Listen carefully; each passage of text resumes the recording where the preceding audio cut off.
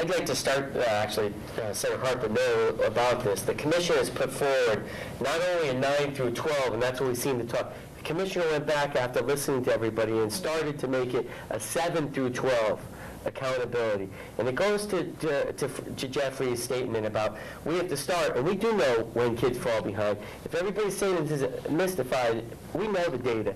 The data happens. I happen to have a child that attends Davis Street School in pre-K, and I know my child at Davis Street because I know the school system, and I was an informed parent. I went to Davis Street because they have an astounding pre-K program. But to get to the 7th grade, the middle school seems to always be forgotten and throughout the state of Connecticut and the country. And the commission is taking a bold step to make some accountability where the kids always say, well, my kid can't read in 9th and 10th grade. Well, it's because they're getting credits, and those credits go towards graduation. Well, we need some accountability at 7th grade, 5th grade, so that their earned credits go all the way up, and then we as teachers, educators, administrators, we all are accountable all the way, as Fran talked about. I want to say one thing that's great about Fran. Every candidate I put forward at the middle school in Hamden this past year, Fran personally interviewed my top 2 candidates. And then we discussed it. We went through the pros and cons with teachers because I believe in that classroom that we only have the kids for 6 hours. And you are right, Mrs. Watley. Every parent can be involved in different ways, whether it's on the phone, email, however we can do it. But a strong curriculum will get parents involved. It's not always just coming out to PTA meetings. And I agree with that. Okay, I want to hear from Gina because you are a principal and you are at a school where you have tons of parents you have to deal with. Answer Ms. Watley for me. For those parents who cannot be involved, what can you do for them? How do we help those children so they don't get left behind? I'll speak at it from the elementary level and the middle school level. Middle school level, there has been an open parent portal communication piece where parents can, with internet access, either at their local library or at home, log on to live, real-time attendance grades. That's for middle school, for high school. They can look at how many homeworks have been missed. Current live data. A test was taken today, it's corrected, it's posted. So we are not waiting for 4 weeks into the term before we're finding out my child isn't being successful. It is also alleviated for parents to take off of work, come to the school, to meet with the teachers during the day. This is the time that they have to be at work. That has been reduced due to this communication piece. And I will say, when I was an administrator there, at first the teachers, it was new. And with anything, change is difficult. It has been a welcome change. But at the elementary level, what we've done, and this goes throughout our district, for events such as Parents Visiting Night, we've worked with our bus company to provide bus transportation for our parents. I work in a school with children with special needs. An evening for parents with children with autism, we provided babysitting. Our paraprofessionals worked in the evening.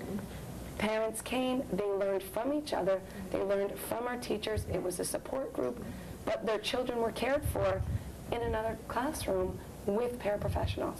See, it is really, really important that this kind of support system. Okay, I want to hear from you, then we have a lot of answers. Just keep your points very succinct for me. So, go ahead. Judy Dranzik, I'm the reading consultant in Gina's school right now, okay. Elementary school.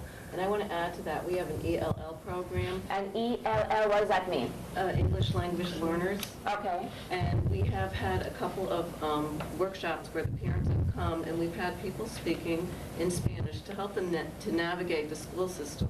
Right. Like a simple thing, like how do you call an attendance, or what are the things in the handbook that I need to know? When are conference nights? And we had a couple nights like that to invite the parents in. Then we had some other parent nights. How do you work with your children in reading? And we did them in different schools across the school system. So if the parents couldn't get to one school, then maybe a meeting would be at another school that they could How do you get to. notify the parents about these things? We have email. They've sent general letters from the Board of Education, the school mail. The quarterly newsletters. Quarterly Okay, so because we have to bear in mind that there are some parents who do not have computers or emails or things. So, and those are the parents who would need to. Okay. Yeah. You have at Davis Street School, we have and it's probably across New Haven in many instances, where we keep parents abreast of what's going on in the school. How do you do that? Through telephone lines. Okay. With massive calls that are made if we're having meetings or special events. We make sure that our meetings are held in such a way that parents have enough time to get to the meetings. If we have them, we have an email policy where we communicate with our parents. And we have an open door policy where if, for example, a parent needs to see how their child is working in a classroom, they're free to come into our school and to see us up and running Okay. and to buy into it. I want to hear from Grace, because I haven't heard from Grace and then Mark. I just want to throw out one thing also. One of the things that happened when I was a child many moons ago, but one thing that happened, I grew up in a district where we didn't have telephones. And we had what is called the pool, the parent pool. Mm-hmm. And what the parent pool is that all the people on one street, there is always one person a little more organized, and that person is in charge of that street to get the message to every other parent, and it means going and knocking on the door and saying, there's a parent-teachers meeting on Thursday. And so you had people assigned to do the pooling. And they would actually go and help people to get themselves together to go to the meeting. If people didn't come to the meeting, that person was in charge, and it rotated every year. So it's not the same person having the responsibility all the time. That person's in charge to be writing a note and sticking it under the door to let those parents know what was going on. I know that today we're very high-tech, but we need to go back to some of those types of things to make it work, because many of our parents, some people don't even have a telephone, or they only have a cell phone, and they have limited minutes. We have to think of those kinds of things. Go ahead, let me hear it from you. I can speak from the perspective of a child. My parents were immigrants and did not participate in many of my school activities because they were always working 2 jobs. They didn't feel comfortable because they only spoke English at school, and no one addressed these needs. And as an educator, I feel it's my job to undo a wrong that was done to me when I was a child, and I seek out parents. So I feel that the educator, if the school has to address the families, but the educator itself has to seek them out. So go to the activities that the kids are having, birthday parties, go to their soccer games, go to their houses and bring them in. That is the main way you can get parents.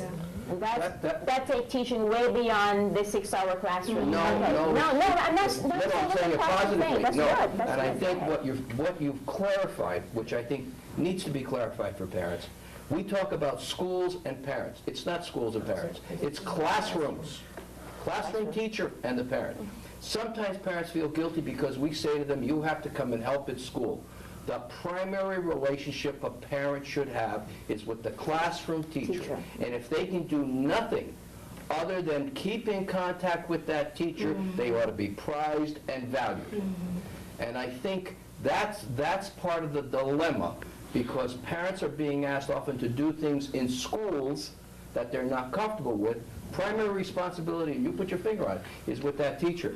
The other issue, which is a risk issue, in our profession, there are only a few of us that really understand the school's responsibility to educate and nurture the parents as well as the staff. And when you talked about kindergarten, we found over the years sometimes doing the lessons with parents helps to support and create an understanding of the concepts that are being taught.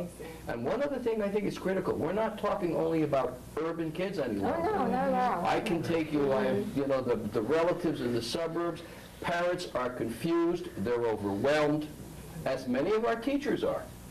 And I've often thought that if parents and teachers ever agreed, they'd also would control the voting booths. It's very fascinating, but I think it's important to understand we're looking at challenges that have not been part of, in quotes, our profession. Okay.